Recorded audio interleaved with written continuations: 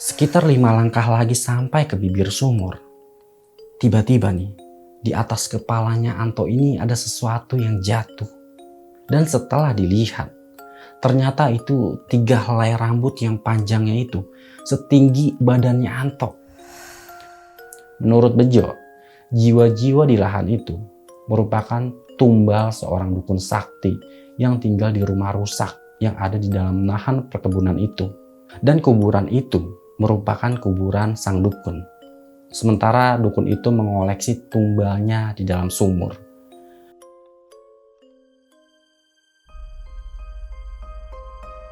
Assalamualaikum warahmatullahi wabarakatuh.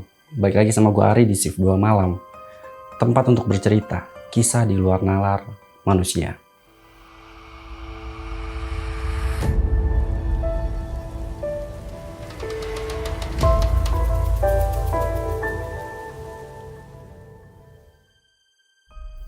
Apa kabar kalian?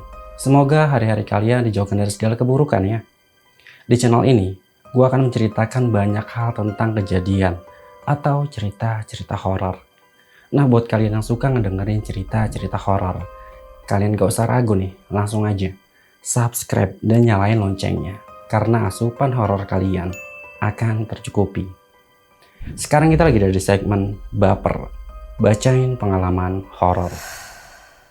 Kali ini, gue akan menceritakan tentang sebuah lahan angker bekas peninggalan seorang dukun. Lokasinya ini berada di daerah Bekasi, Jawa Barat.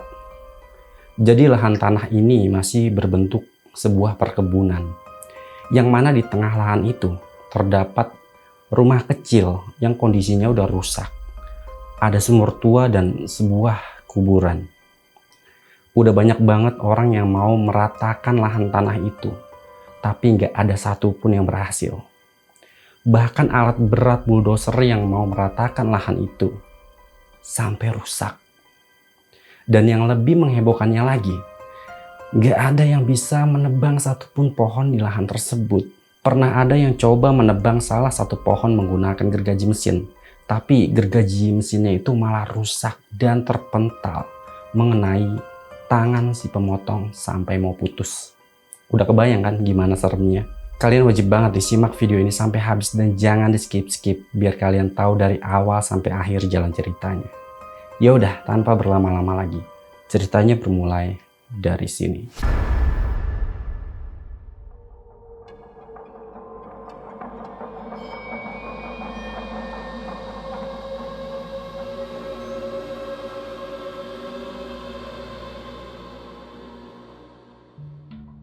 Anto memiliki bisnis pengembangan rumah dan lahan kecil-kecilan. Kenapa disebut kecil-kecilan? Karena dia cuma mengincar lahan-lahan kecil di bawah 5.000 meter untuk dibuat perumahan minimalis atau klaster. Supaya lakunya cepat, jadi uangnya itu bisa cepat balik. Saat itu, Anto mau membangun klaster di wilayah Jati Asih, Bekasi. Di area itu, ada lahan yang luasnya sekitar 4.500-an meter lah. Di lahan itu ditumbuhi banyak pohon mangga, rambutan, dan pohon nangka yang cukup lebat. Tapi yang bikin warga heran, pepohonan itu nggak pernah sama sekali berbuah.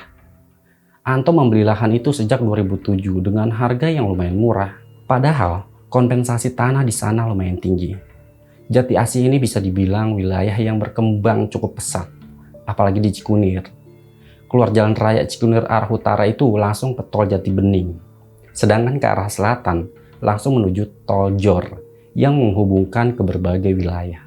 Bisa dibayangin nih, kalau Anto bikin klaster, udah pasti langsung laku. Karena kawasannya emang strategis banget. Tapi udah 12 tahun tanah tersebut belum Anto kelola lantaran ada sesuatu yang nggak bisa dipahami pakai logika. Kita sedikit flashback ke belakang.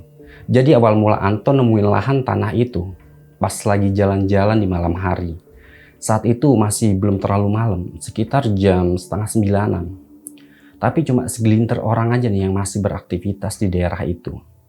Jalanan di daerah situ sebenarnya udah banyak lampu, tapi di depan lahan itu lampunya kebetulan lagi nggak nyala.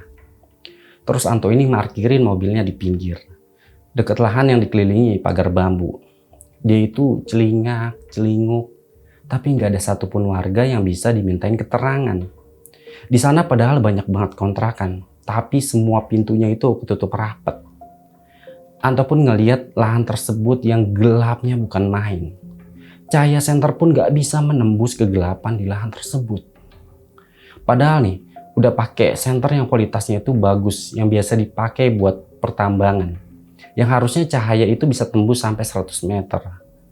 Tapi, senter itu seolah nggak berfungsi ketika menyorot ke dalam lahan tersebut. Sinarnya itu malah agak redup dan lama-lama senternya mati. Sebenarnya saat itu Anto ngerasa merinding dan lumayan deg-degan. Saat Anto mau masuk dalam mobil, dari kejauhan sayup-sayup kedengar suara abang tukang nasi goreng. Walaupun sebenarnya dia nggak lapar, tapi dia mau beli dengan tujuan untuk nanya-nanya tentang lahan tersebut. Siapa tahu dia dapat informasi. Pas tukang nasi gorengnya udah mulai ngedeket, ternyata ada salah satu warga yang manggil tukang nasi goreng tersebut. Dan abangnya pun berhenti di depan rumah warga itu. Anto ngerasa seakan udah direncanain Tuhan nih. Di saat dia butuh info soal lahan tersebut, malah ada warga yang keluar. Dia pun langsung nyamperin warga tersebut dan langsung nanya siapa pemilik lahan kosong tersebut. Beliau ini gak langsung ngejawab, tapi memandang Anto dari mulai atas sampai bawah. Oh ya, kita sebut aja namanya Pak Rojali. Terus Pak Rojali ini pandang-pandangan sama abang tukang nasi goreng tanpa senyum sedikit pun. Seakan kayak ada sesuatu yang gak beres dan gak Anto ketahui. Saat itu Anto langsung jadi salah tingkah. Dia bingung nih harus gimana untuk mencairkan suasana saat itu. Tukang nasi goreng pun lanjutin masaknya. Pak Rojali yang memakai kolor dan singlet pun menyuruh Anto untuk masuk ke dalam rumahnya. Sementara beliau bilang mau ganti baju dulu dan nanti bakal nyeritain sesuatu kepada Anto. Anto sebenarnya jadi ngerasa nggak enak. Mungkin niatnya Pak Rojali yang mau leha-leha selonjoran di depan TV, malah jadi nerima tamu. Anto pun akhirnya masuk nih ke dalam teras rumah Pak Rojali. Tukang nasi goreng sedari tadi ngeliatin aja. Gelagatnya itu kayak orang yang mau ikutan nimbrung. Di atas rumah Pak Rojali terlihat ada sebuah cermin yang berukuran sedang. Anto ini ngerasa agak aneh dan gak ngerti gunanya untuk apa. Coba unik aja sih menurut dia. Siapa juga yang mau ngaca di atas? Dan gak berselang lama, Pak Rojali pun keluar udah memakai sarung dan baju kemeja. Kemejanya itu kayak kemeja yang suka dipakai jawara-jawara Betawi gitulah. Perawakan Pak Rojali ini gak terlalu tinggi. Badannya agak gemuk dengan tato titik 3 di tangan dekat jempol dan jari telunjuk. Pak Rojali pun membawa segelas air putih. Istri saya sudah tidur, maaf nih ya, cuma ada air putih. Jangan repot-repot Pak. Nasi goreng pesanan Pak Rojali pun udah selesai dibuat. Beliau langsung mengambilnya dan terus membayar dan dibawa masuk ke dalam. Tukang nasi goreng itu pun terus pergi dan tinggal Anto dan Pak Rojali aja berdua. Tapi ada yang aneh nih sama Pak Rojali. Beliau tuh memandang ke segala penjuru arah. Seakan takut ada orang lain yang mendengar pembicaraan mereka. Dan Pak Rojali ini langsung menatap tajam ke arah Anto dan langsung bertanya, apa sebelumnya dia udah cari tahu tentang lahan tersebut atau belum? Dan Anto pun menjawab, dia itu belum sama sekali tahu tentang lahan tersebut. Itu pun baru mau cari tahu ke Pak Rojali aja. Sebenarnya Anto udah dari siang nih keliling kota Bekasi untuk nyari lahan yang sesuai. Tapi baru ketemu sama lahan itu pas malam. Udah gitu lokasinya strategis banget. Makanya Anto tertarik dan nyari tahu tentang lahan itu. Jadi gini deh, bukan cuma ada yang mengincar tanah itu. Udah ratusan orang dan pengembang. Tapi percayalah, gak ada satupun yang bisa membangun. Tanah itu emang gak bisa dibangun kayaknya. Di sana ada kehidupan yang gak bisa dilihat.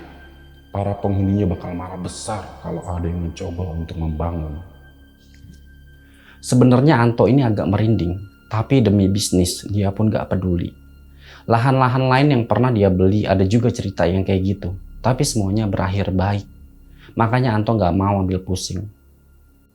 Tapi kalau Ade memang berniat membelinya dan tetap ingin membangunnya, ya gak apa-apa. Yang punya namanya Haji Sabeni. Saya bisa pertemukan Ade sama beliau kalau mau. Tapi belum tahu ya dijual atau tidaknya.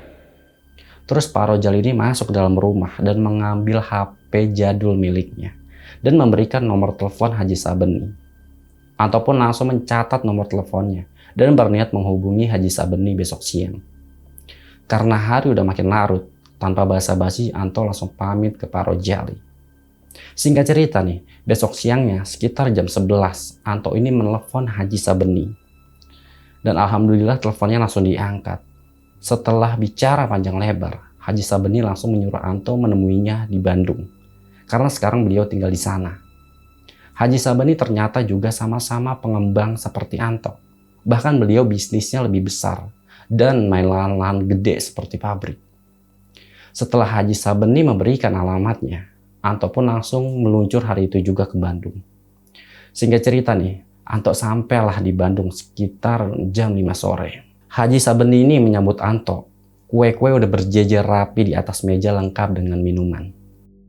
Sebentar ya, saya lagi pesan makanan. Kasihan datang jauh-jauh dari Jakarta kan.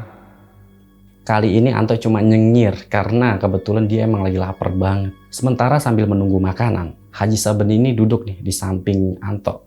Sambil berbahasa-basi mengobrol tentang perjalanan Anto dari Jakarta ke Bandung. Sekitar setengah jam basa-basi, pesanan makanan udah datang dan mereka pun makan bersama. Selesai menyantap nasi plus ayam goreng, Haji Sabeni mulai bertanya ke Anto kenapa tertarik dengan lahannya dan apa dia udah tahu tentang sejarah lahan tersebut atau belum. Anto pun bercerita nih soal semalam dia bertemu dengan Pak Rojali. Haji Sabeni ini cuma manggut-manggut aja. Pikirnya Anto dia nggak peduli nih mau lahan itu ada hal-hal mistis atau apapun. Dia bakal tetap ngebeli lahan tersebut. Karena dia yakin banget bakalan dapat untung gede. Setelah itu Haji Sabeni ini nanya lagi ke Anto.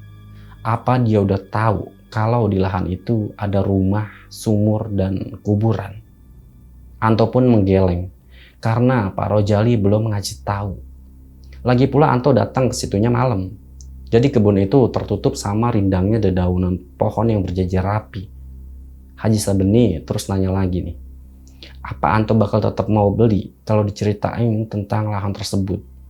Anto pun mengangguk. Dia nggak peduli masalah setan.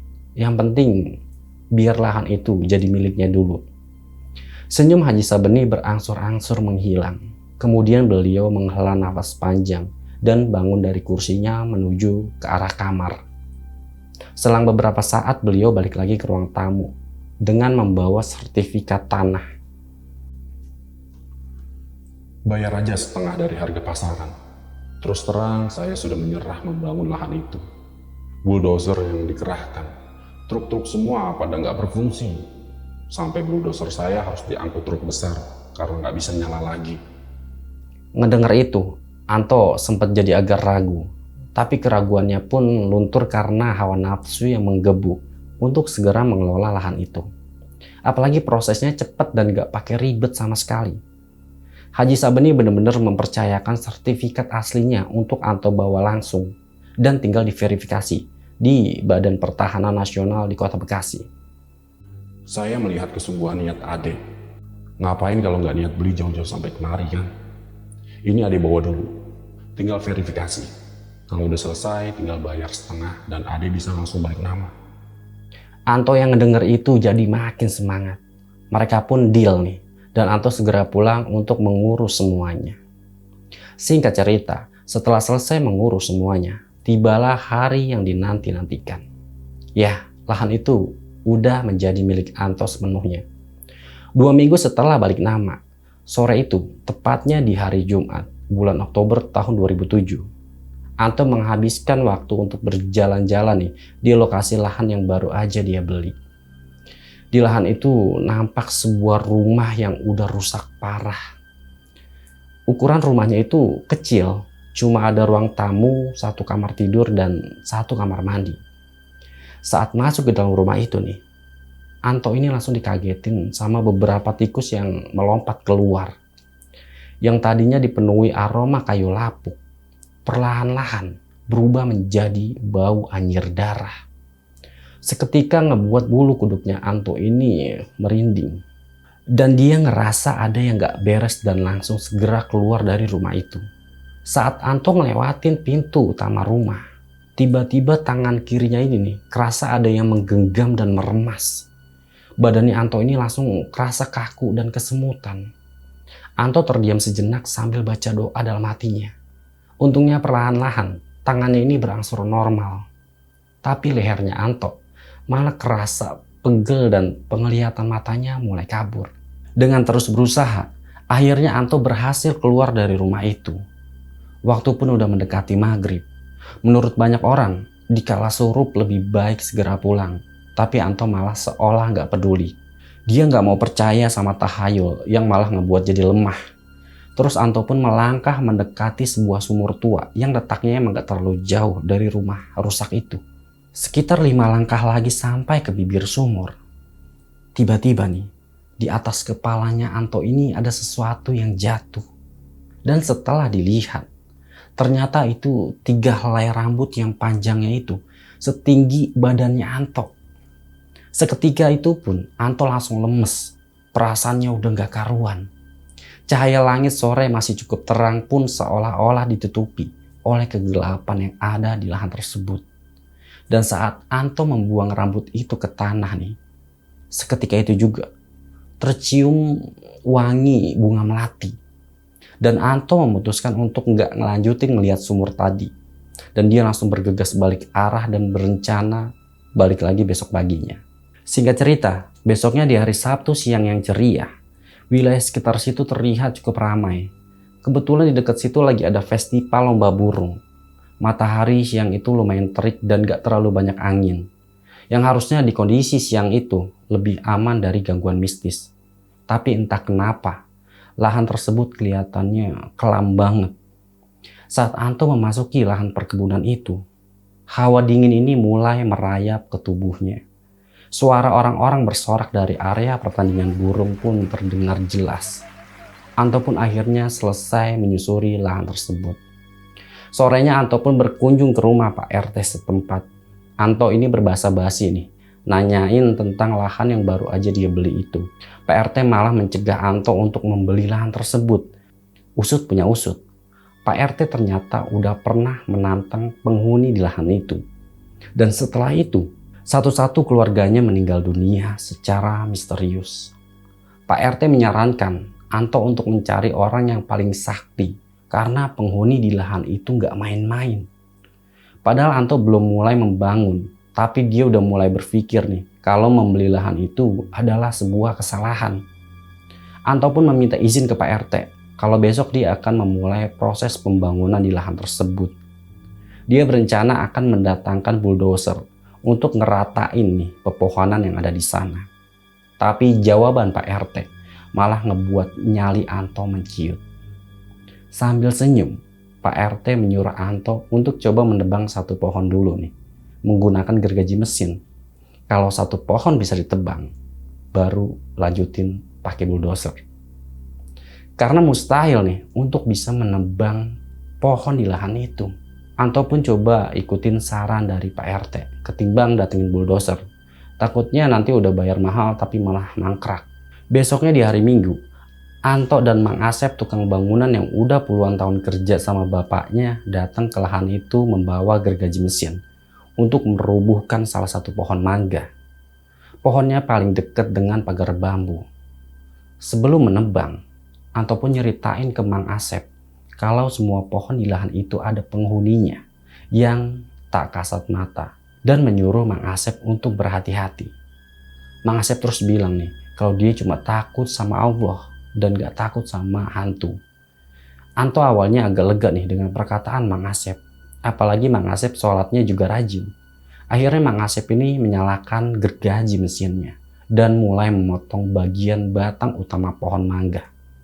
Dan baru aja mulai memotong nih, gergaji mesinnya seketika terpental dan terpotong menjadi 2 bagian. Bagian yang satu jatuh ke arah kaki dan bagian satunya lagi mental mengenai tangannya Mang Asep. Darah pun keluar deras dari tangannya Mang Asep yang hampir putus. Anto yang lihat itu langsung panik dan teriak meminta tolong. Warga yang mendengar teriakan itu langsung ngehampirin mereka. Warga pun langsung menyuruh Anto untuk mencari rumah sakit terdekat. Dan syukurnya di situ ada rumah sakit yang emang gak terlalu jauh. Akhirnya Mang Asep pun langsung ditangani secepat mungkin dan alhamdulillah Mang Asep masih bisa selamat. Dan gergaji mesin yang tadi dipakai Mang Asep itu rusak parah. Dan anehnya lagi, batang pohon itu sama sekali gak ada yang terkelupas. Bener-bener masih mulus, kayak pohon yang belum diapa-apain. Padahal sempat kena gergaji. Anto bener-bener gak habis pikir, semuanya itu di luar nalar. Dan seumur-umur Mang Asep menebang pohon, baru kali itu ada kejadian yang gak lazim dan hampir merenggut nyawanya. Besoknya di hari Senin, Anto mendatangi Pak RT dan memberitahu insiden tersebut. Pak RT ini cuma manggut-manggut aja. Beliau udah gak kaget kalau pohon itu emang gak bisa ditebang. Dan dari awal udah ngasih tahu kalau penunggu di lahan itu bukan sembarangan. Pak RT menyuruh Anto untuk meminta izin ke penunggu lahan tersebut dengan menyuruh Anto di malam Jumat untuk membawa bunga kuburan, kemenyan, air mawar, kopi hitam, dan ayam cemani yang udah dipotong beserta dengan darahnya. Terus Pak RT ini menyuruh darah ayam cemaninya ditaruh di atas mangkok yang terbuat dari tanah liat. Semuanya ditaruh di atas tampah dan diletakkan di dekat sumur. Setelah itu Anto disuruh bersimpuh di depan sumur sambil memejamkan mata dan jangan sekalipun ngeliat ke arah dalam sumur. Gak lupa Pak RT juga ngasih Anto bacaan mantra-mantra. Intinya Anto disuruh berdiam di sana sampai azan subuh dan jangan sekalipun membuka mata.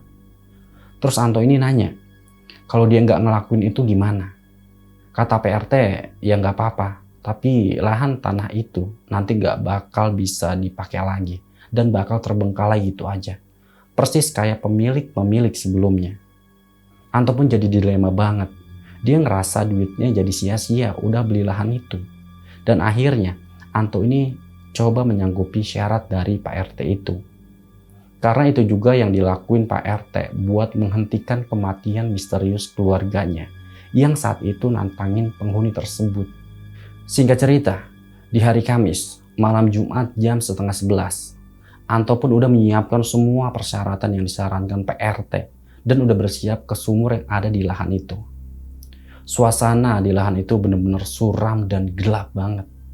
Baru aja melangkahkan kakinya nih, Anto udah disambut sama suara cekikikan yang terdengar cukup lirih. Suaranya itu nggak cuma satu, tapi banyak, seakan saling bersahutan. Tubuhnya Anto ini mulai gemeteran, dibarengi bulu kuduknya yang berdiri. Dia ngerasa udah gak sanggup nih untuk meneruskan langkahnya itu. Dan saat Anto membalikan badannya, dia udah dihadapkan sama wajah yang kelihatannya udah gak asing lagi. Ternyata itu adalah tukang nasi goreng yang waktu itu ketemu di rumah Pak Rojali. Anto kaget banget nih, kenapa tukang nasi goreng itu bisa ada di situ, kapan datangnya. Seketika Anto langsung ngeliat ke arah kakinya nih.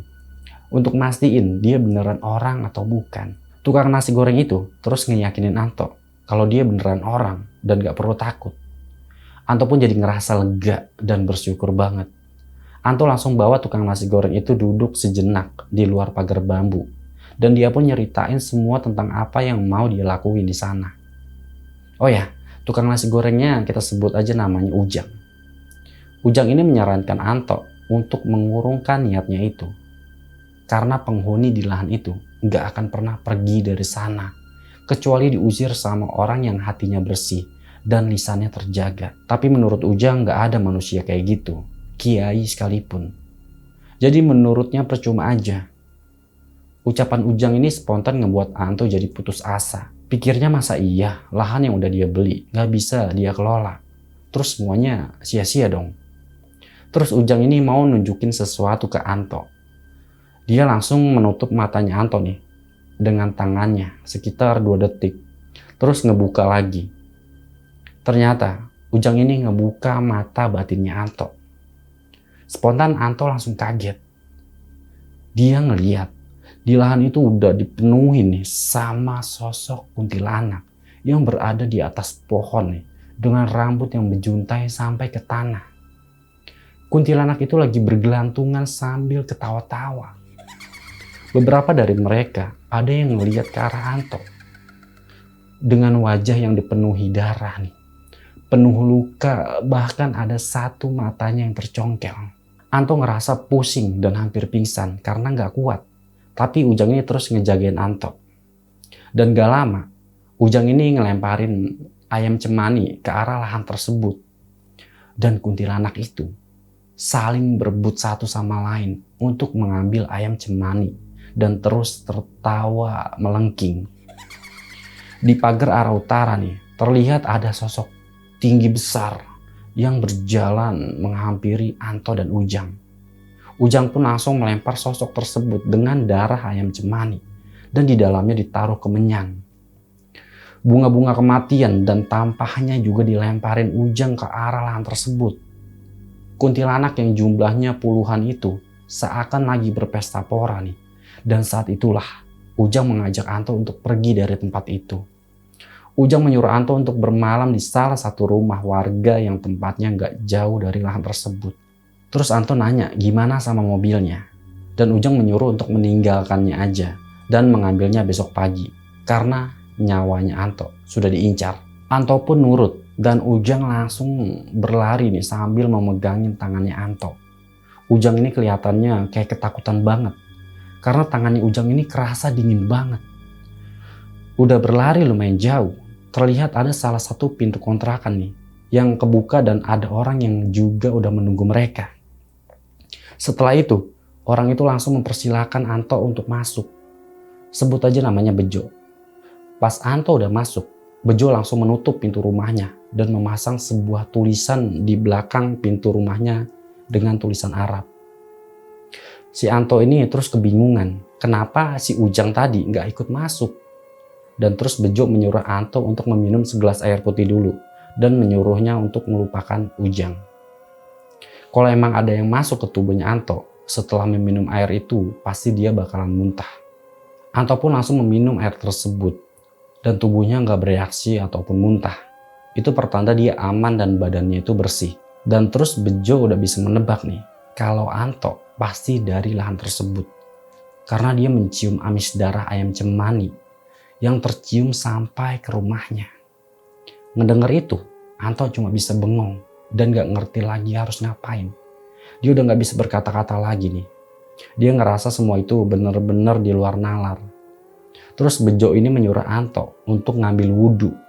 Setelah itu Anto jadi ngerasa sedikit lega. Abis itu Bejo cerita nih ke Anto kalau Ujang itu sebenarnya udah meninggal dunia. Dan yang tadi nganter Anto ke tempatnya Bejo adalah jiwanya Ujang. Atau bisa dibilang korin atau jin yang menyerupai Ujang lah. Dan seketika Anto langsung kaget dan gak percaya. Karena Anto sempat ketemu Ujang di rumahnya Pak Rojali.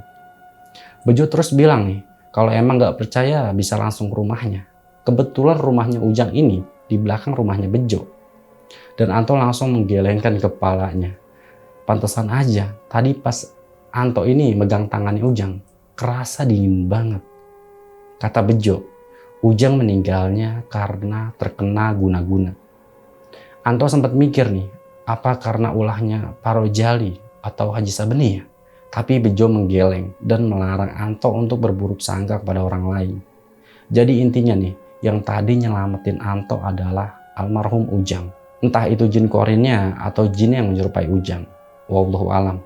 Tapi intinya sosok yang menyerupai Ujang ini baik banget, udah mau nolongin Anto. Bejo juga bilang nih, sebelum Ujang meninggal, dia sempat cerita ke Bejo tentang Anto yang mau membeli lahan. Almarhum Ujang bilang ke Bejo kalau Anto itu orangnya kelihatannya baik dan gak neko-neko. Bejo pun juga mendoakan supaya Anto bisa membongkar lahan itu. Karena lahan itu hawanya suram banget. Ya tapi Anto belum dikehendaki nih sama Allah untuk bisa ngebebasin lahan itu. Habis itu Bejo nyarinin Anto untuk mandi dulu sebelum keluar dari rumahnya. Tujuannya supaya nggak ada hal-hal jahat yang menempel di tubuhnya Anto. Anto pun menurutin Bejo dan setelah mandi Bejo ngasih baju koko dan kain sarung untuk Anto pakai. Dan dia menyuruh Anto untuk melepas semua pakaiannya dan menyuruhnya untuk dibakar. Sayup-sayup azan subuh pun berkumandang. Mereka berdua pun sholat. Selesai sholat, hawanya itu terasa tenang banget. Bejo pun udah mulai berani nih untuk membuka pintu kontrakannya. Sambil ngebuat kopi, Bejo menyarankan supaya lahan itu dijual lagi. Menurut Bejo, lahan itu tuh menunggu pembeli aslinya yang bisa ngebebasin jiwa-jiwa orang yang ada di dalamnya. Karena itu bukan lahan sembarangan. Dan berharap pembeli selanjutnya adalah pilihan dari Allah.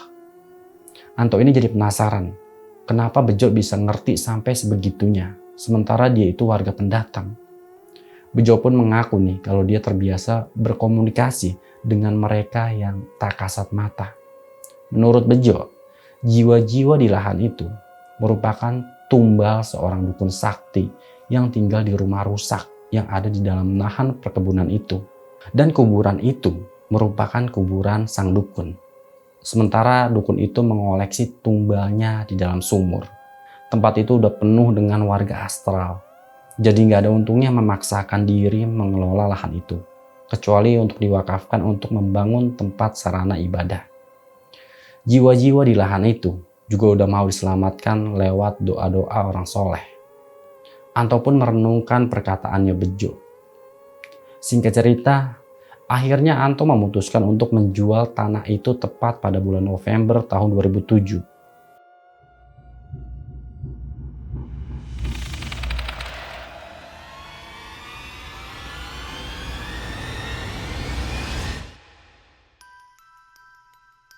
Itulah cerita dari lahan angker bekas peninggalan seorang dukun. Menurut kalian gimana nih sama ceritanya? Apa di daerah kalian ada juga nih yang semacam itu? Tulis di komen ya. Menurut gue nih, itu tuh serem banget ya. Kenapa bisa sampai seangker itu?